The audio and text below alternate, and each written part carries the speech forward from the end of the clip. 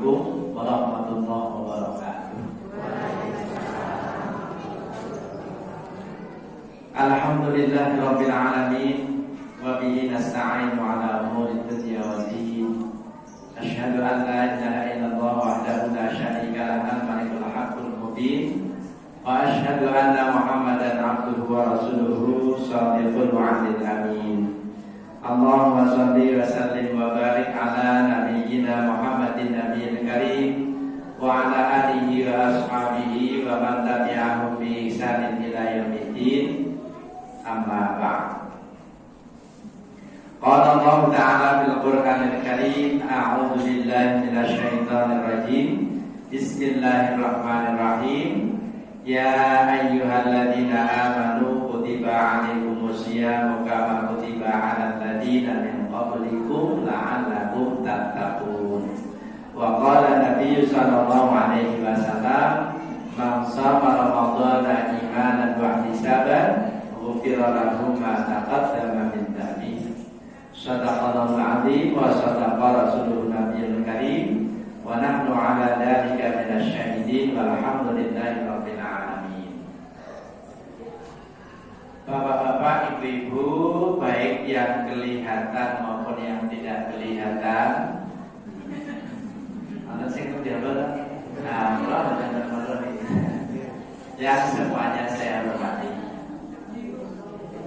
Buatan cermin, buatan sing kelihatan nggak sing terjadi belum betul sangat ingat. Kalau maksudnya bapak-bapak, ibu-ibu, jamaah Masjid Raudhatul Jannah. Nah, kamu yang dimana? Pandean yang saya hormati.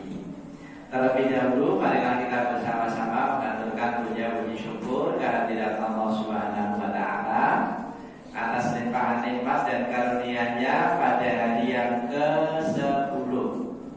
10 atau 11? Tahu 9? Halo? 10? 11? Ya 10 ya. Nah, waktu saya mulai di hari Ahad, berarti hari ini hari yang ke-9. Nah, waktu saya mulai Senin dong. Kita bersyukur kepada Allah Subhanahu wa Ta'ala karena sore kali ini Allah mempertemukan kita di Masjid Raudhatul Jannah dalam keadaan sehat walafiat tak kurang suatu apa. Tentu kita berharap mudah-mudahan puasa yang kesekian harinya diterima oleh Allah Subhanahu wa Ta'ala menjadi amal yang mendapatkan ridhonya, dan kita selalu berharap agar kita tetap diberi kekuatan untuk bisa melanjutkan di hari-hari yang masih tersisa di bulan Ramadan ini, dan nanti kita keluar dari bulan Ramadan bisa mengangkat piala kemenangan. Amin. Salawat dan salam mudah-mudahan selalu dilimpahkan oleh Allah pada junjungan kita Rasulullah Muhammad SAW, keluarga, sahabat, dan seluruh penerus risalahnya. Insya Allah termasuk kita semua selaku umat pengikutnya, dan kita berharap agar nantinya kita mendapatkan syafaat dari beliau di hari kiamat kelak. Bapak Ibu yang saya hormati, Nun Sewu, sore kali ini sepertinya saya tidak diberi tema oleh Mas Bin. Betul nggih? Betul nggih. Berarti tak manut sak muni kula to. Kok kata ingkang sepuh iki. Nek kata ingkang sepuh niku kula mestinipun anggenipun matur ngisah menawi basa Jawi. Menawi kagem basa Indonesia terus kok ketoke neraja. Wonten ingkang boten saged basa Jawi? Adakah yang tidak bisa berbahasa Jawa? Oh, menawi wonten kula badhe nyertosa pun pinten taun ta Jawa. Kok kebangetan. Nggih. Baik, Bapak Ibu yang saya hormati, Gusti Allah menika ndadosaken manungsa itu awalnya diberi olehnya kita ini obrolan pemberian, tidak pernah dimintai pertanggungjawaban. Awalnya seperti itu. Niki dalam rangka memperbaiki manungsa. Ingkang kula maksud pemberian tanpa dimintai pertanggungjawaban itu, ketika Allah memberikan segala sesuatu yang tidak pernah kita minta sebelumnya. Gusti Allah ketika wonten surah An-Nahl, A'udzu billahi minasyaitonir rajim. Bismillahirrahmanirrahim. Wallahu akhrajakum min butuni ummahatikum la ta'lamuna syai'an wa ja'ala lakumus sam'a wal absara wal af'idah la'allakum terusnya berikut la'allakum tashkurun. Apalagi la'allakum tatakun. Dan Allah telah mengeluarkan kamu semua dari perut ibu kamu. Ibu itu nek model kudro, nek model Malia Boro mama, nek model Getulo sibo. Kalau asli dusun Bapak Ibu asli Serandaan. Tapi sekian tinggi kita 30 kilo lebih kan.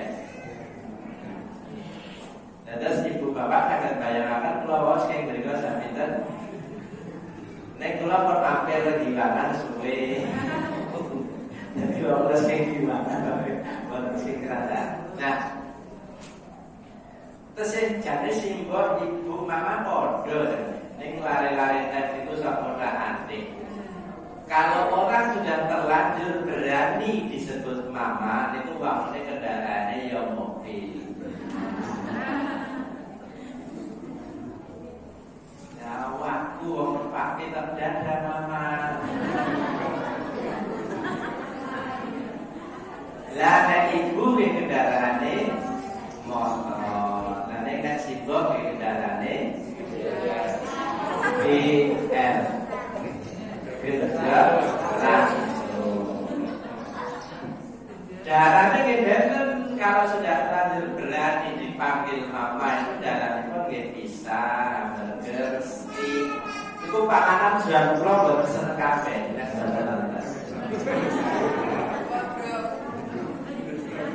Nah, dan ibu itu mengira soles, pastel, aroma-aroma, dan simbol gitu.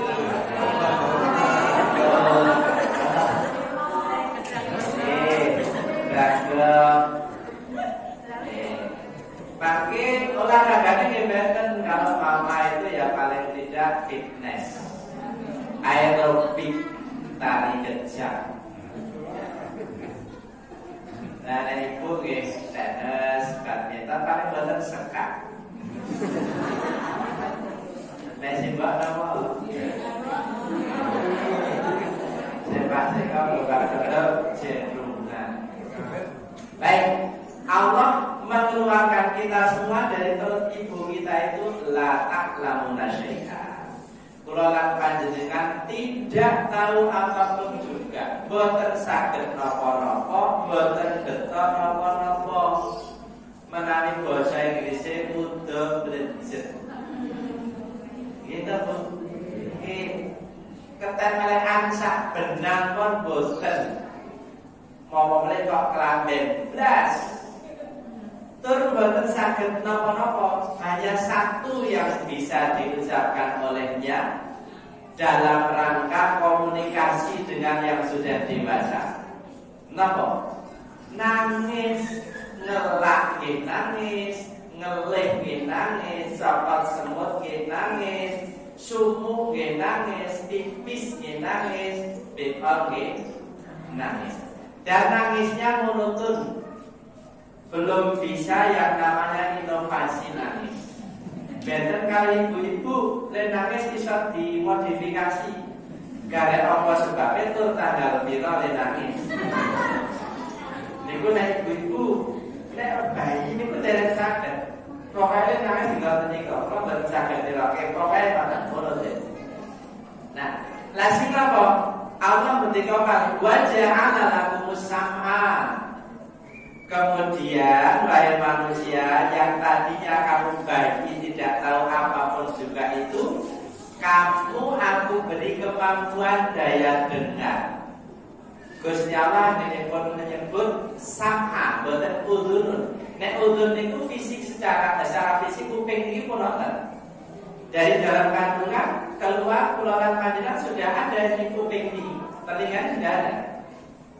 Nek Gusti Allah belum menyempurnakan kemampuan daya dengarnya. Pramila Gusti Allah dikau waja'ala lakumus sam'a. Kemudian aku jadikan untukmu itu kemampuan daya dengar. Prosesnya itu berangsur membaik ke arah sempurna. Lajeng napa? Wal absara. Kamu aku beri kemampuan daya pandang. Secara fisik mripate nonton. Ning dereng saged ningali. Lalu boten? Wal afidah, dan kemampuan daya nalar untuk mempertimbangkan. Nah, sedaya menika Gusti Allah pun paringaken dumateng kula lan panjenengan gratis. Saya tidak yakin ada ibu yang mengandung kemudian nyuwun kali Gusti Allah. Duh Gusti Allah mugi benjang lare kula menika medal jangkep pamredelipun. Jarang yang berdoa seperti itu. Karena memang sudah kelaziman seorang manusia menikah lahir sempurna, maka jarang sekali yang meminta. Bahkan mungkin ada yang tidak pernah menyadari kalau itu sebenarnya pemberian cuma-cuma dari Allah Subhanahu wa Ta'ala. Jadi Bapak Ibu panjenengan penggaliakan ini. Gusti Allah niku ngendika urut lho Bapak Ibu. Kemampuan mendengar riyen, baru kemampuan melihat, terakhir kemampuan mempertimbangkan, menalar. Ternyata setelah diselidiki, memang fungsi 1, 2, 3 itu pun urut dan berfungsi. Pertama ketika lahir itu yang berfungsi pertama itu kuping.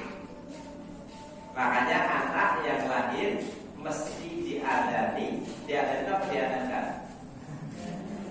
Diadani di telinga kanan, diikomai di telinga kiri. Belum pernah ada anak lahir terus kalau wajah tulisan le, wajahnya dikilih, syahadat dikilih. Bahkan karena mata belum berfungsi. Sebenarnya telinga pun belum sempurna berfungsi, tetapi dibanding mata, ini telinga sudah ada fungsinya walaupun belum sempurna. Nah, supaya terekam, maka diperdengarkanlah suara adzan dan suara iqamah. Siapa yang merekam? Hati. Maka manusia itu Bapak Ibu, nanti panjenengan bisa cek. Alangkah adilnya Allah Subhanahu wa Ta'ala, tidak ada satupun manusia yang terlahir itu membawa 2 kecacatan sekaligus bersamaan sejak lahir. Maksud kula budak ya uta. Tidak ada. Biasanya pun nek uta nggih mboten budak, nek budak mboten uta. Karena apa Bapak Ibu? Karena bersemayamnya hidayah di dalam hati ini, maksudnya kalau tidak melalui telinga dari apa yang dia dengar, ya dari mata apa yang dia lihat. Baru kemudian bermuara dalam hati. Itulah bersyaratnya hidayah. Nah, niki wau setunggal kali 3, maka dari itu setelah berfungsi dengan baik, baru kemudian nanti Allah mempertanyakan dan minta pertanggungjawaban. Tapi sebelumnya tidak. Bahkan ada model yang lain sing kula dari dikatakan mulai dari ujung rambut sampai ujung kaki, termasuk paru-paru, jantung, limfa, pankreas, ginjal, usus. Niku sedaya gratis saking panjenenganipun Gusti Allah. Sudah diberi piranti gratis, masih dilengkapi dengan fasilitas di luar tubuh kita. Napa Bapak Ibu? Hawa, toya, grama. Wonten boten sing wonten sing boten bisa. Hawa itu udara, toya niku banyu, grama menika geni. Sunda niku irup beten. Nek sing boten saged basa Jawa ra bisa. Masnya dari mana? Gerombol. Iya, boten dari mana? Dari sini. Oh, dari sini. Mulane senesa gitu ya. Nah, terus masih diberi fasilitas yang lain. Loh, coba Bapak Ibu kita bayangkan, kita sudah diberi paru-paru, kenapa? Dia bergantung.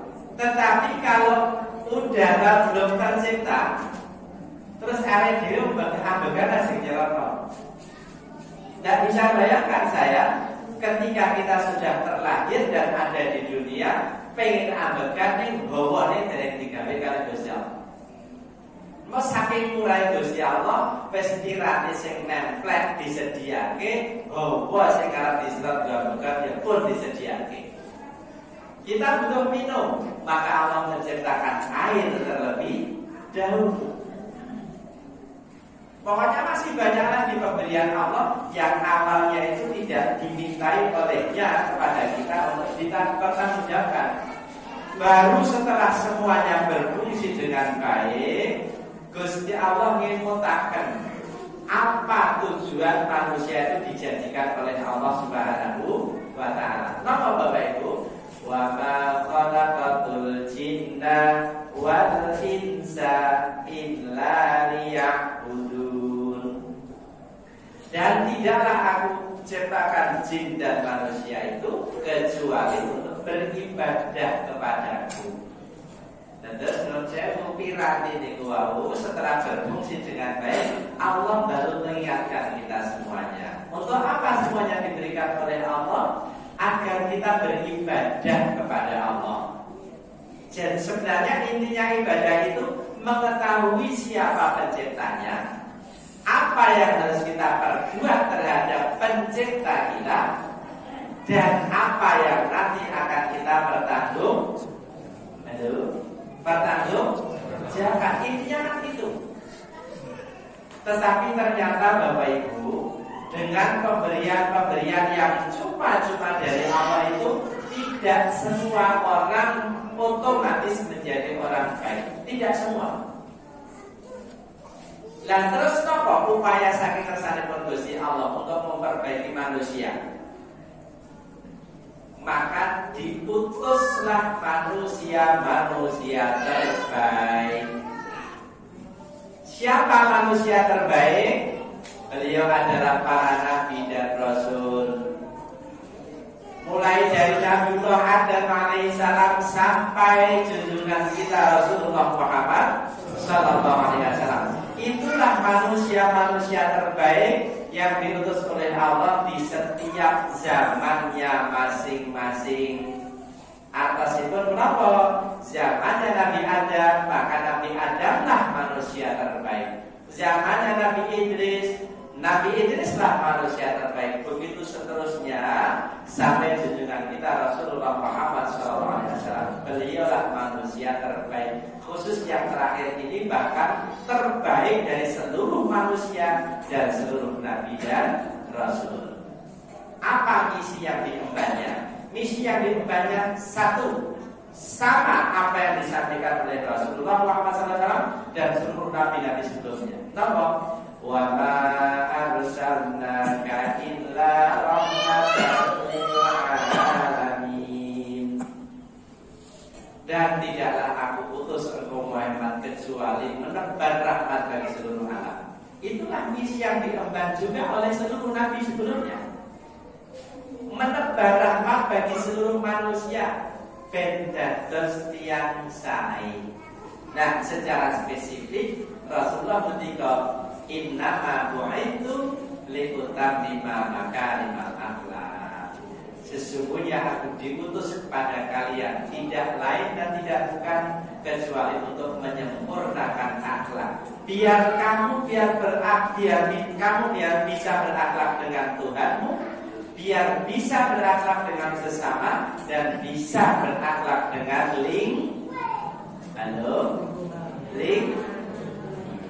Bersama Bu. Oke. kok semanten. Ternyata tidak semua orang yang ketemu Nabi, ketemu orang terbaik, bersosialisasi, berinteraksi pasti menjadi baik. Tidak.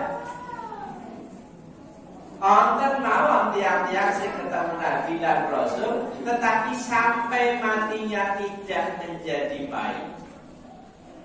Kita sebut beberapa di antaranya.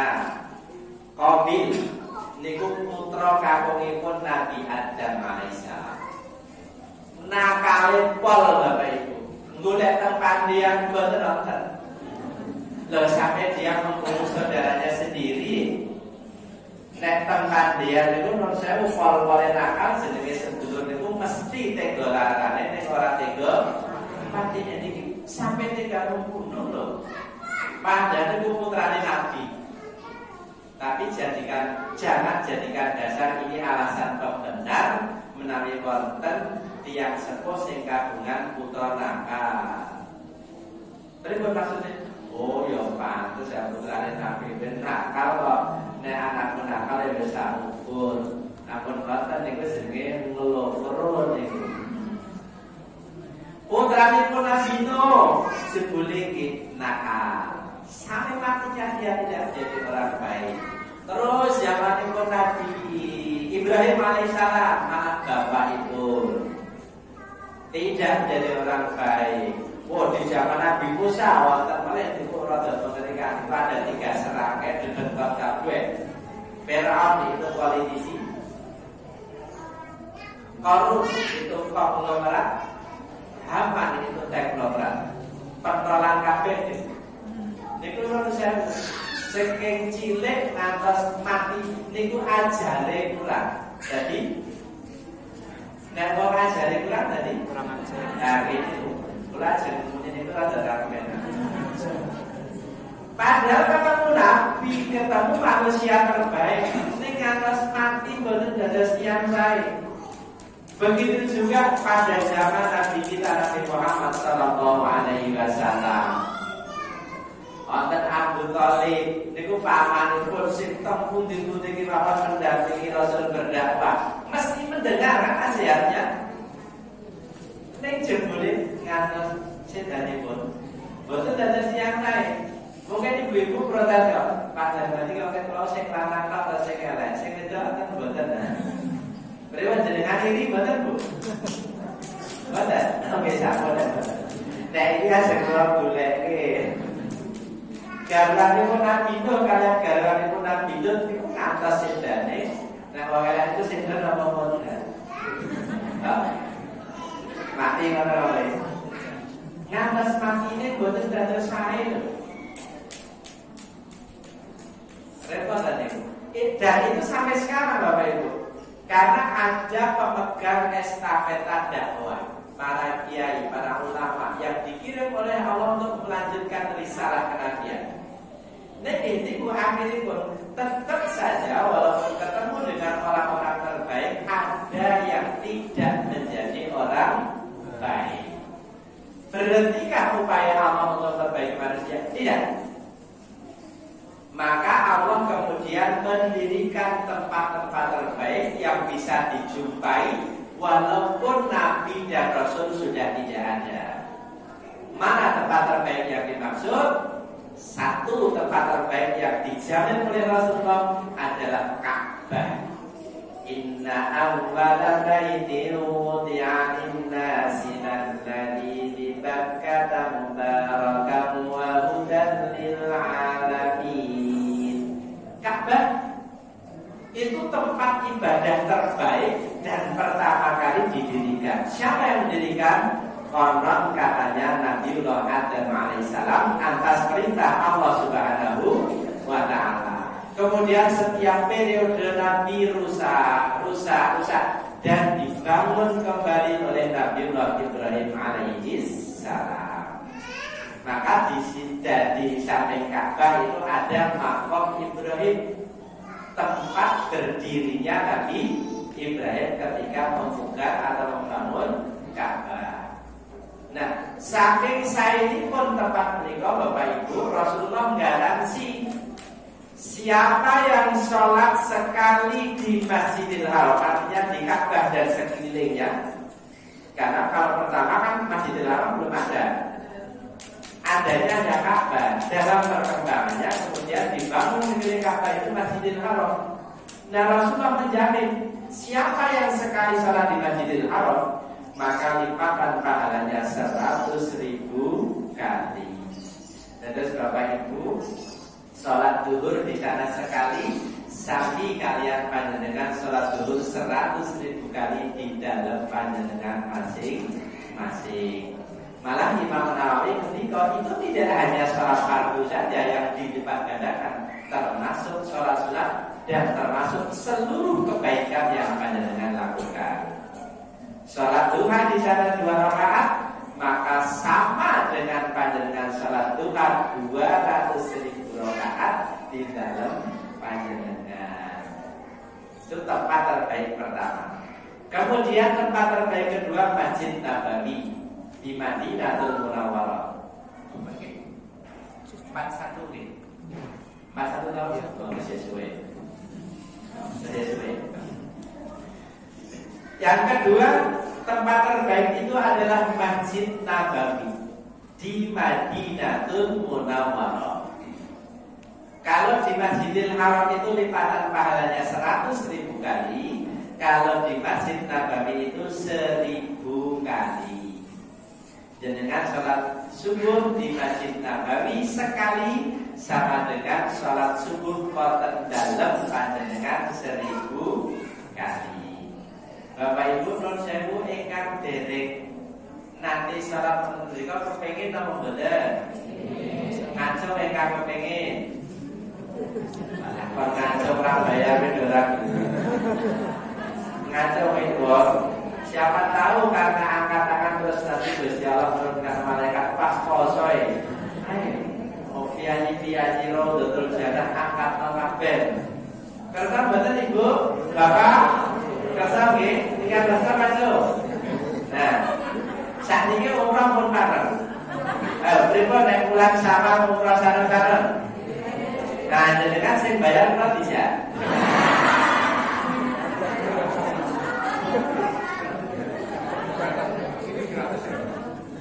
Baik. Yang ketiga, tempat terbaik itu adalah Masjidil Aqsa. Kalau dari segi umur penciptaan, pendirian Masjidil Aqsa itu lebih dulu dibanding Masjid Nabawi.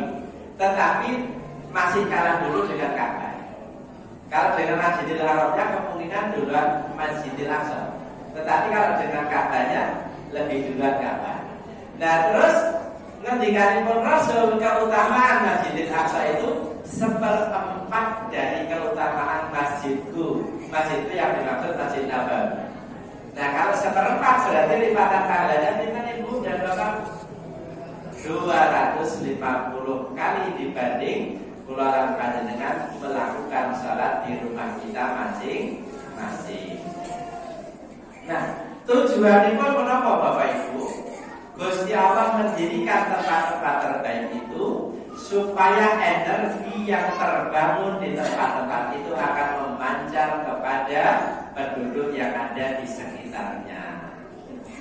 Ngoten ning sebulipun, sampeyan sebulipun tidak semua orang yang masuk di tempat-tempat terbaik itu menjadi baik. Buktinya apa? Ada orang yang masuk Masjidil Haram namun badhe nyopet. Mungkin jenengan rada kaget kok mosok nang Masjidil Haram ana nyopet. Pripun Bapak Ibu? Jenengan sami dapat napa mboten atau mungkin pernah mendengar atau belum bahwa ada orang kecopetan di Masjidil Haram? Ada nggih? Nek iki kula pengalaman ya. Boten pengalaman nyopet. Pengalaman kecopetan. Waktu nanti di TV atau kalian baca bilang di bersihkan meja kursi jalan Taman Desa. Mas sudah saya undang pulau, mas soalnya pulau subuh naga. Nah saya Pak kalau nanti cilian pulau bareng nanti harus mulai jadi apa mulai panggilan pulau betul. Mas sudah pulau titip atas 100 real. tulung mangke jenengan sedekahke teng sekitar Masjidil Haram, teng Arafah kalian teng Masjid Nabawi. Niku pun kula bagi 3 Bapak Ibu. Bapaknya Masjidil Haram selawe, terus selawe mangke sing 50 teng Masjid Nabawi. Pun kula foto-foto. Nah, selawe pertama itu sing 10 riyal teng selerekan kontol apa sabu hijau juga. Sing takkan terus sing 15 teng mriki kangge cetitan. Kula niku batin.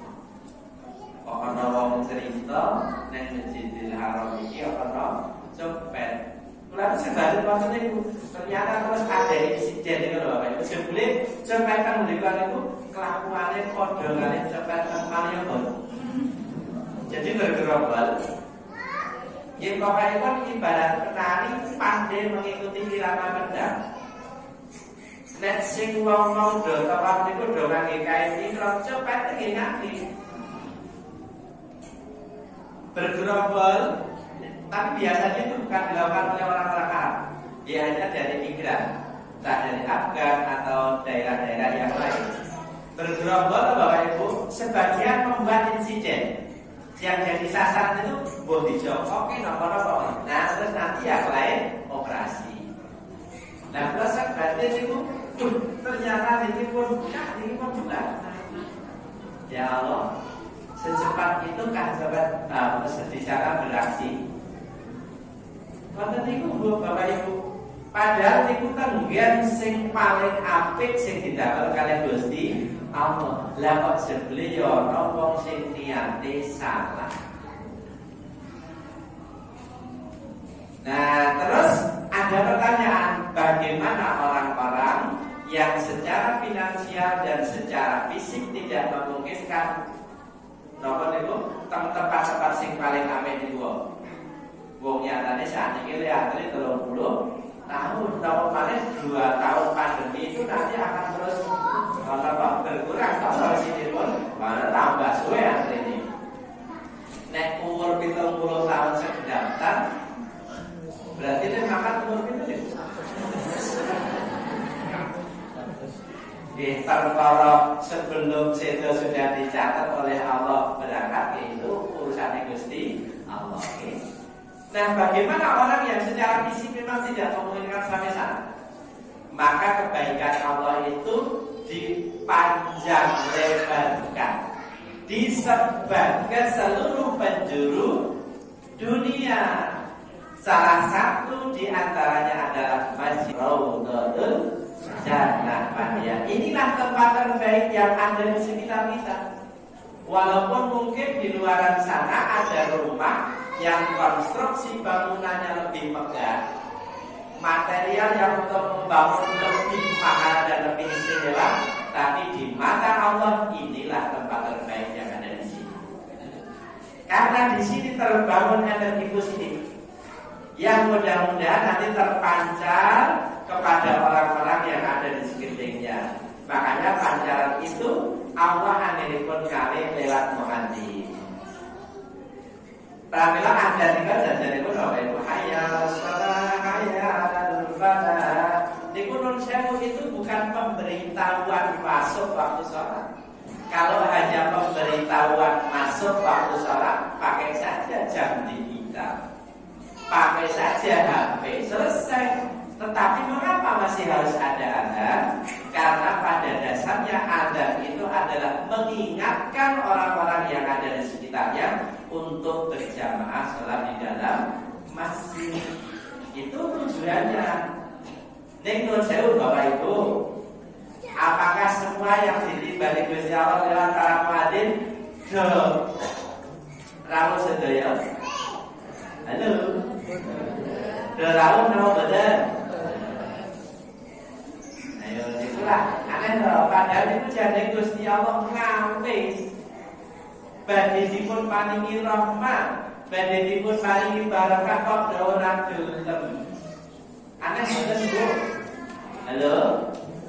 Ibu sampun nate pirsa wonten tiyang kakung mireng adzan ing boten tindak masjid? Halo. Kakak, garwane sinten?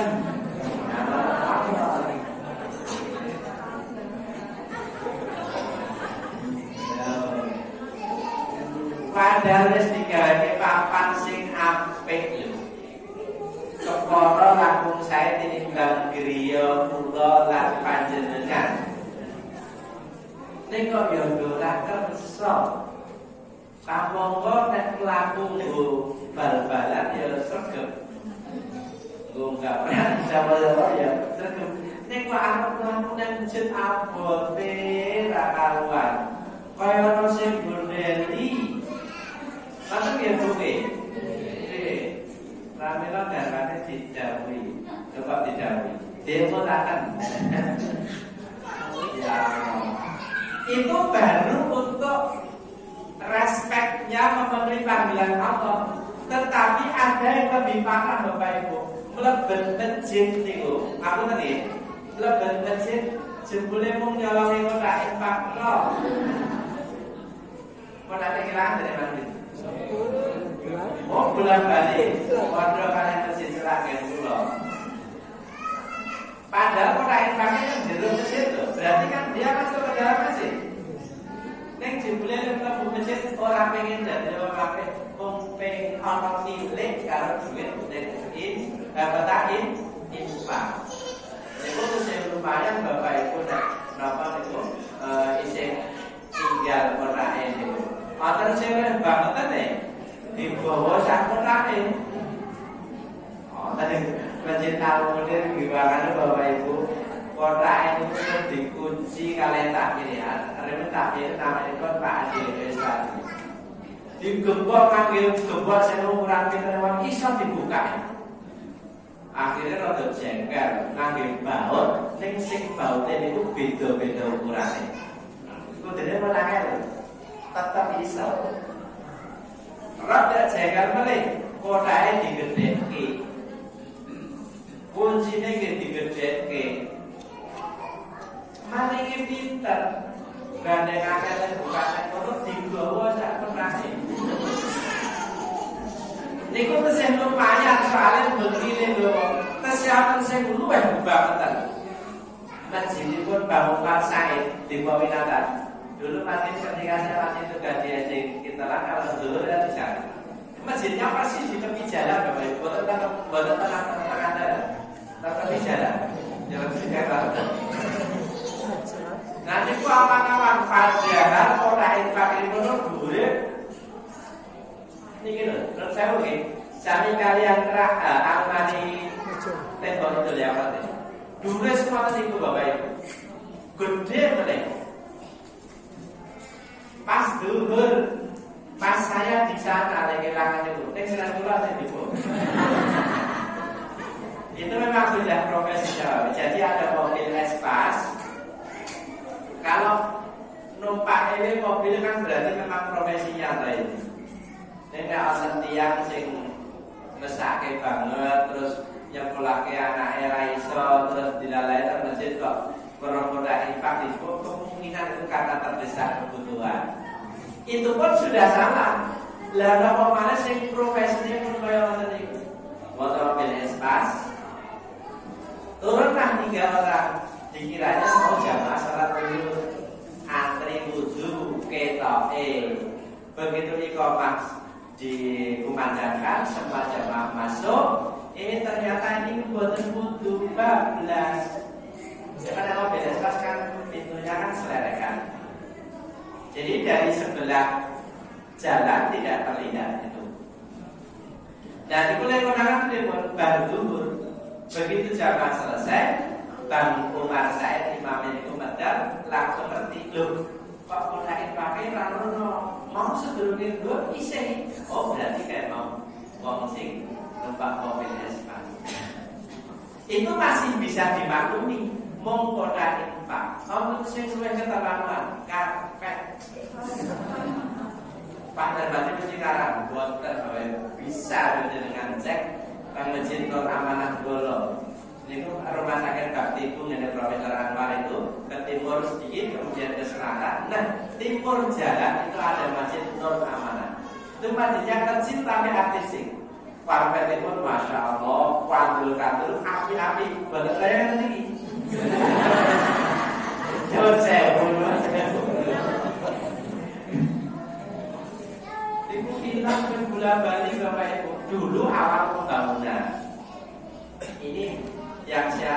tahun 2000 kejadiannya. Yang pangapunten takdiripun namanya Pak Sadali Abdul Hadi. Beliau sekarang masih sugeng, walaupun sekarang sudah tidak menjabat takdir karena usianya sudah 82 tahun. Nah, berarti kan 22 tahun yang lalu ketika umur beliau masih 60-an tahun. Gandeng karpet kopeng bolak-balik hilang. Nek namung sandal tidak dianggap biasa kok karpet. Akhirnya pengurus itu udah saling curiga, Bapak Ibu. Iki sapa kok kebangetan teman. Tegel-tegele nggawane karpet masjid. Geleng ngrungungi jamira terus ning nggawa kulit nganggo apa? Kok iso ora konangan? Akhirnya Pak Sadali usul kalian Roh bagaimana kalau sekarang dipasangi CCTV? Hanya sekedar untuk menghilangkan rasa saling curiga antar pengurus. Kok kebangetan banget? Tinggalin rumah apa tidak? Maka tahun 2000 itu Bapak Ibu, masjid di kota Yogyakarta yang pertama kali dipasang CCTV itu Masjid Nur Aman. Masjid Syuhada tahun 2000 belum dipasang CCTV. Nah, jadi mau kepengen ngerti. Rek boleh malingin pinter Bapak Ibu. Begitu dipasang CCTV, saya dicolok di CCTV ini. Wah, berarti percuma dibalik. Bon, pulang buatan terus kita citra ini, mungkin tak buatan rampung. Pulang kamu kepengen ngabarakan, ternyata dengan tempat terbaik pun tidak semua orang otomatis menjadi baik. Nah, ada Mas Fit, lesani jam, terus ada pakai ngapain ada jam. Jadi Bang Bego, pulang tak dapat apa. Pak satu kan nanti bukanya. Kita Pak satu. Berarti saya masih ada waktu.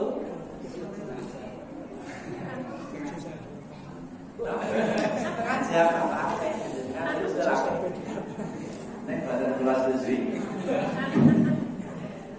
Menurut saya Bapak Ibu, karena menjelang berbuka itu adalah waktu terbaik untuk berdoa. Makanya nanti saya 3 menit sebelum berbuka, saya serahkan kembali ke pembawa acara untuk berdoa bareng-bareng dengan doa yang sekaligus zikir itu loh Bapak Ibu.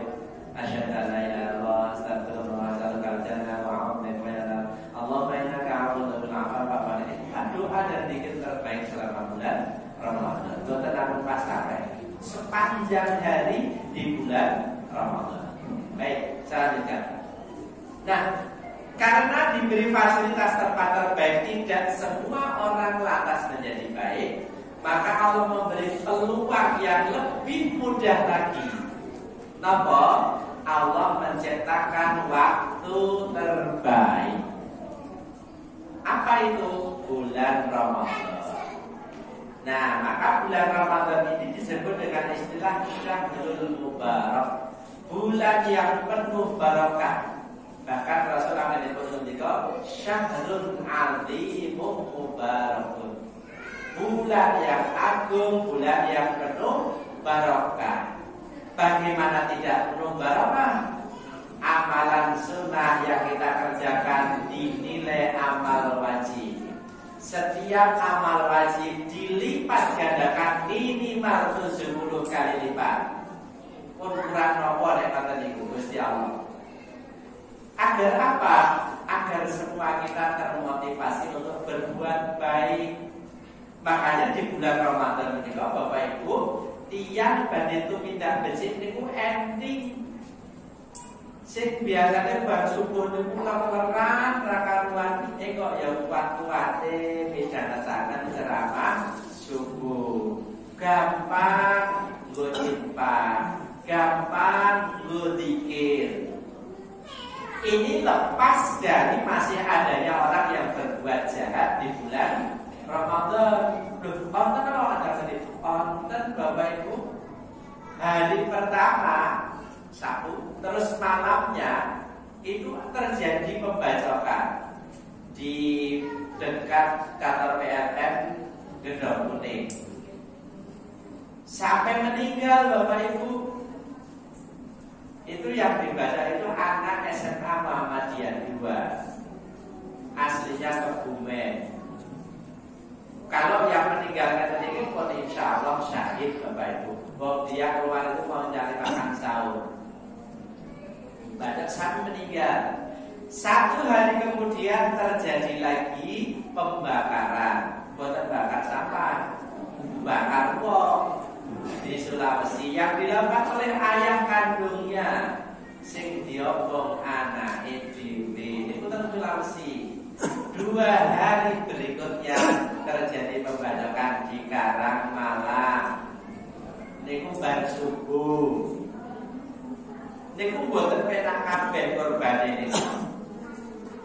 Entah apa motivasi yang menyebabkan mereka melakukan itu, tapi yang jelas itu terjadi di bulan Ramadan. Masih ada lagi bentuk kejahatan yang lain yang mboten loro niku. Niku tertangkapnya beberapa pasangan muda mudi di Hotel Melati sepanjang pantai selatan oleh Satpol PP. Dan itu sudah mboten loro Bapak Ibu. Kayak berasa tapi bukan penyimpangan itu. Makanya sering ada orang bilang, loh katanya di bulan Ramadan itu setan dibelenggu. Rasul kan ada 3 perkara. Tuftahu abwabul jinnah, dibuka pintu surga. Wa tughlaqu abwabul jahim wa tuwallu fi syayatin. Dibelenggu segala setan. Ditutup pintu neraka dan dibelenggu segala setan. Nah, kalau di luar bulan Ramadan orang berbuat jahat itu seandainya konangan terus dia alasan, aduh aku ditunda setan nih, nggak itu. Nah kalau di bulan Ramadan setan sedang diistirahatkan oleh Allah Subhanahu Wa Taala, apa kita akan mengatakan, aduh aku ditunda setan nih? Jangan-jangan kamu sendiri yang jadi setan. Ngerti betul Bapak. Setan yang dikerangkeng, yang dipenjara, yang dibelenggu oleh Allah itu setan dari golongan jin. Karena setan itu ada 2. Ketika pun Allah minal jinnati wan nas.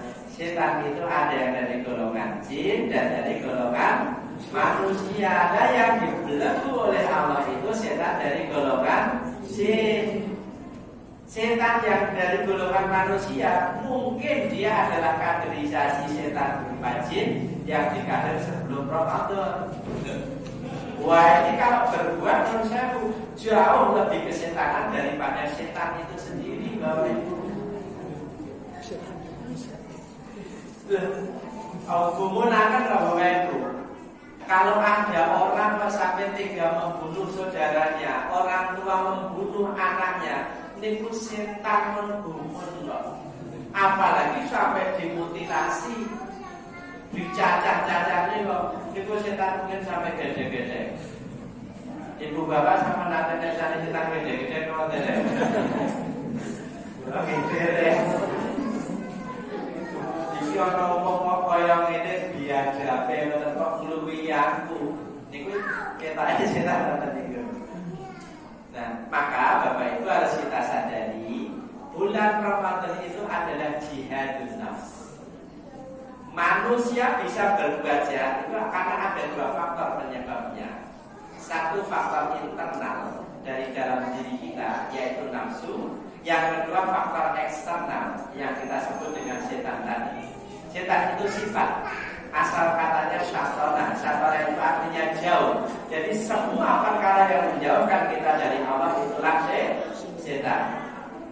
Maka kalau suatu saat ada manusia kok menyebabkan saudaranya jauh dari Allah, saat itu dia berfungsi sebagai berfungsi sebagai setan. Oh garwanipun badhe tindak malas kok sing putri ngendika rasa ngaji Pak, kae padha wae sing dikandake tau biyen terus saiki padha wae. Nah niku ibuke saat itu dadi atau sebaliknya ibuipun badhe ngaos bapake ngelekke anak kowe iki ngaji ben kula bayar gerakan Bu ora ngaji. Saat itu bapake dadi sekali waktu ibunya jadi setan, lain waktu bapaknya jadi setan, sehingga bapak dan ibunya pernah jadi yang merasa ada. Kamu kan gitu. Nah, maka di dalam bulan Ramadan itu kita melakukan jihadun nafs. Karena faktor penentu kejahatan di bulan Ramadan bukan setan lagi, tetapi nafsu yang ada di dalam diri kita masing-masing. Dan nafsu ini Bapak Ibu kalau dia sudah bergolak, maka biasanya akan memunculkan sebuah kerakusan yang luar biasa. Maka dengan puasa ini kita dilatih untuk memahami kebutuhan yang paling esensi manusia. Sebenarnya kebutuhan manusia itu terlalu sedikit Bapak Ibu. Yang banyak itu adalah keinginan, pepenginan. Terus Ramadan. Contoh Bapak Ibu. Tenang sini. Gini, kalau tengah-tengah cerita bukan rampok, nakut. Terakhir nih Bapak Ibu. Ada sebuah rumah tangga dan terdiri dari satu ayah, satu ibu, dua anak. Memiliki rumah 4 kamar yang relatif besar, ada ruang tamu, ada ruang makan, ruang keluarga, kamar mandi, dapur. Pokoknya pun komplit. Nah, dilalui pun orang ini masih punya sisa uang kira-kira kira-kira 500 juta. Dia tahu kan? Dilalui wonten wong tawa pekarangan kali bangunane nilainya cuma 350 juta. Kita dibeli apa tidak dengan keluarga? Dibeli. Nah, membelinya keluarga terhadap pekarangan yang kedua tadi, itu kebutuhan apa keinginan? Keinginan. Seandainya tidak dibeli pun tidak apa-apa. Nah, manusia itu kalau tidak hati-hati, justru dia akan terperosok dengan keinginan yang melonjak-lonjak tidak terkendali, bahkan kadang melampaui melanggar hak orang lain. Sebagai penutup, niki khusus bapak-bapak yang kamutan ngerokok, niku kebutuhan apa keinginan? Itu betul sanjama. Itulah pemirsa bapak-bapak. Kamu tahu, pulang betul matur apa hukumnya? Itu sudah bukan kapasitasnya untuk matur. Itu urusan ahli fikih. Kamu tahu, ngerokok di sana matur. Ngerokok itu kebutuhan atau keinginan? Buat dia kan mau apa? Ragu-ragu ini. Yang pangapun dan pulau pantun matur mekaten amati pulau tinggal tidak ada satupun bapak-bapak yang merokok. Ya matur sing merokok pulau boten tani matur kata iki iso mulai dibandeng aku. Gandeng boten nonton sing merokok, pramila pulau nyuwun pirsa merokok niku jan-jane kebutuhan apa kepenginan to. Karena to. Aduh. Kalau itu kita tinggalkan tidak menjadi masalah dengan diri kita, berarti itu keinginan, bukan kebutuhan. Nek kok saya kasih merokok, nah itulah nafsu yang sudah terken dan jajannya nonton itu Bapak Ibu. Ini gandeng kontrasyon tadi. Namun apa makanya guys, kalau ada benarnya karena Allah Subhanahu wa taala. Kalau ada salahnya saya mohon maaf yang sebelum-sebelumnya. Akhirul kalam, bila yang berbeda saya. Assalamualaikum.